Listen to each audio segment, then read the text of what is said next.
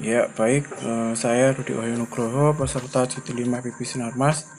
Kali ini saya akan mempresentasikan atau membahas tentang salah satu materi, yaitu berupa basic automation.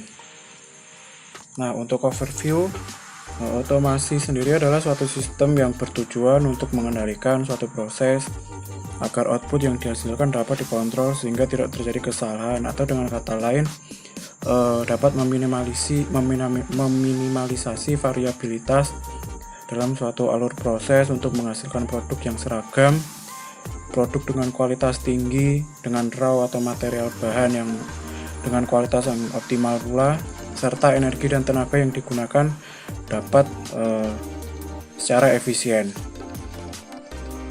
Nah, untuk dasar konsep pengontrolan sendiri terdiri atas kontrol variabel, manipulated variable, set point, dan disturbance.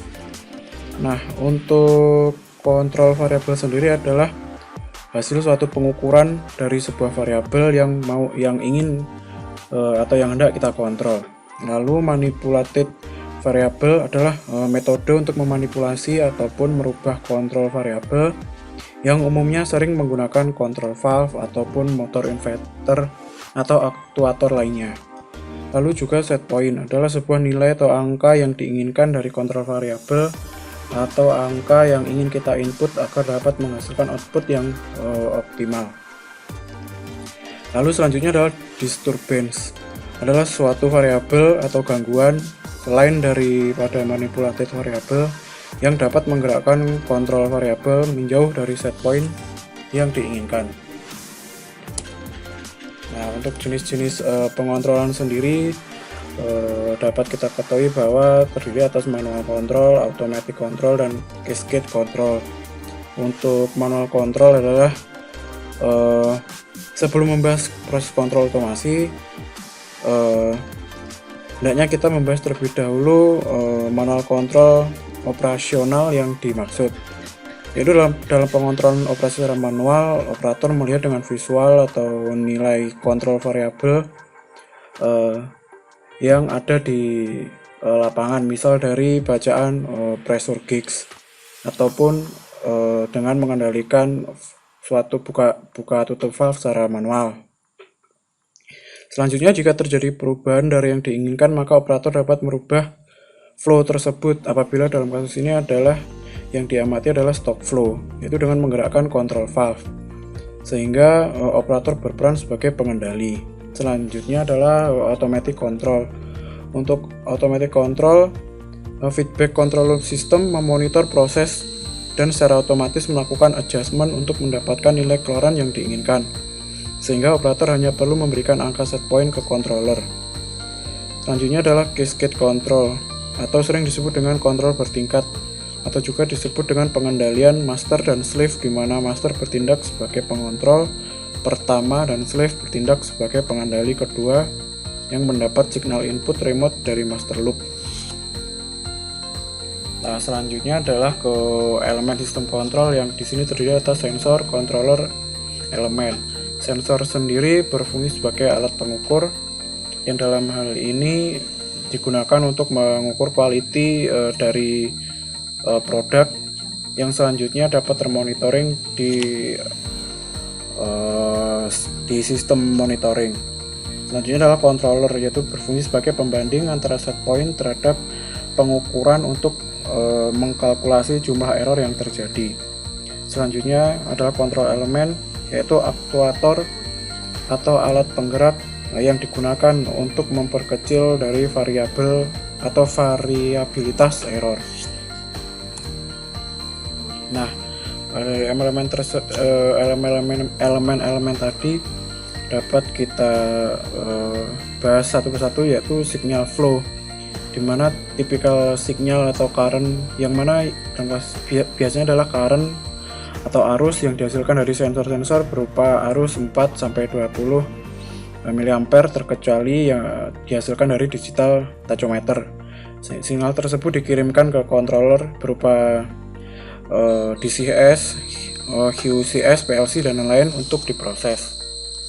Selanjutnya adalah controller. Tujuan dari controller sendiri adalah memproses suatu data inputan yang diperoleh dari sensor.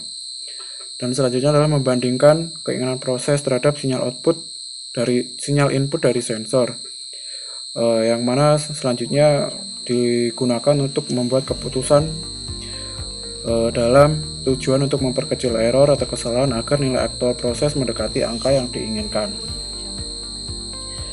Nah, controller tidak dapat berdiri sendiri tanpa komparator.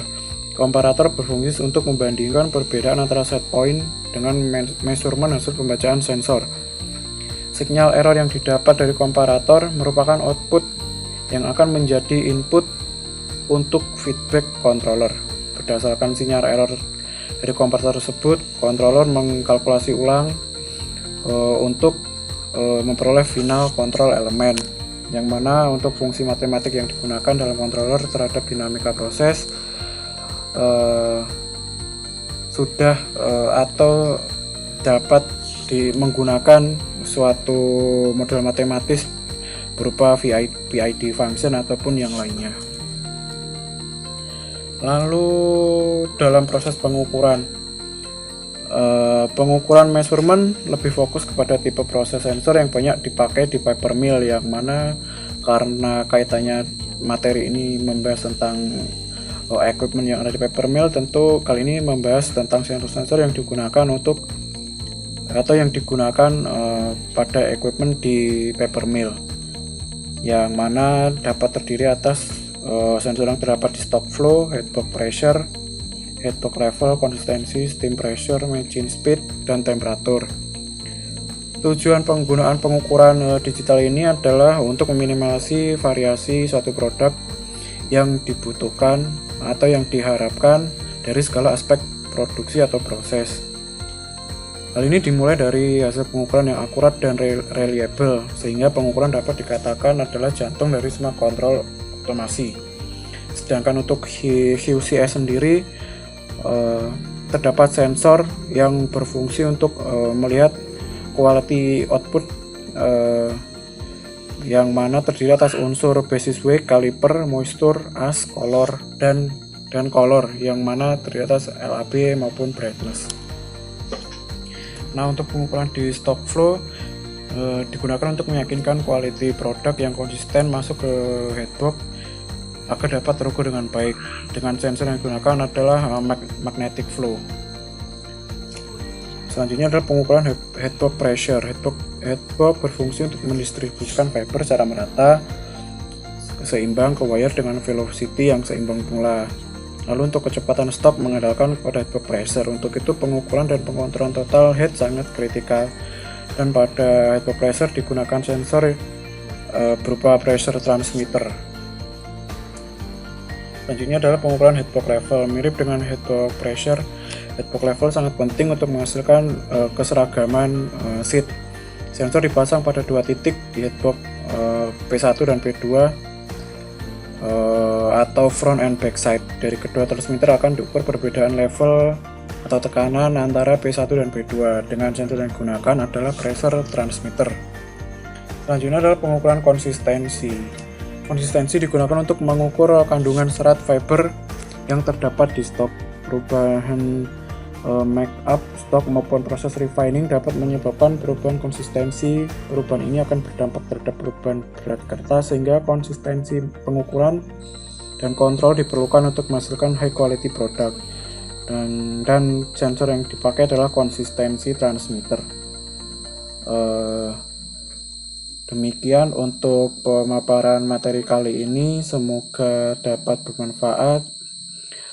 Mohon maaf apabila terdapat kekurangan. Selamat malam. Terima kasih.